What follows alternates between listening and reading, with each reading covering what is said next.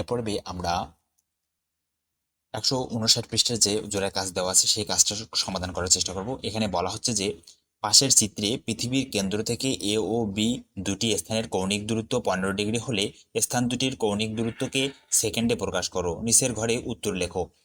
এখানে আমাদের 15 ডিগ্রি দেওয়া আছে, এই ডিগ্রিটাকে সেকেন্ডে প্রকাশ করতে হবে। তো আমরা সূত্র জানি যে 1 সেকেন্ড সমান, এখানে ডাবল ড্যাশ মানে হচ্ছে 1 সেকেন্ড, মানে সেকেন্ড প্রকাশ করা হচ্ছে ডাবল ড্যাশ দ্বারা।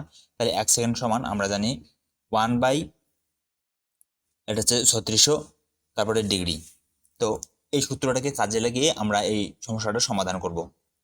তাহলে আমরা এখানে যেহেতু ডিগ্রি দেওয়া আছে, তো এই ডিগ্রির পার্টটা আমরা এইদিকে নিয়ে আসি, অর্থাৎ 1 ভাগ এই যে 3600 ডিগ্রি সমান আমরা লিখি যে 1 সেকেন্ড।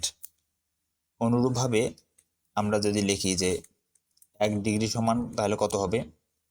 এই যে এটা সমান চিহ্ন বিপরীত পাশে আসলে আমাদের কি হবে? উল্টে যাবে, অর্থাৎ 3600টা উপরে যাবে, 1টা নিচে থাকবে। এত ডিগ্রি, অতএব আমাদের দরকার 15 ডিগ্রির মান, তাই না? তাহলে 15 ডিগ্রি ইজ ইকুয়াল টু, তাহলে 15 গুণ হবে। তাহলে এইখানে 1-এর তো কোনো ভ্যালু নাই, তাহলে 1টাকে আমরা বাদ দিই, তাহলে এই 15 গুণ।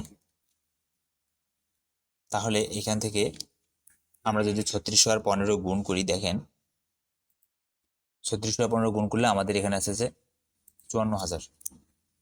তাহলে 5 এত, তাহলে 15 ডিগ্রি সমান এত সেকেন্ড। এখানে আসলে সেকেন্ড হবে। এটাই হচ্ছে আমাদের উত্তর বা এই জোড়ায় কাজের ফলাফল। তাহলে 54,000 সেকেন্ড।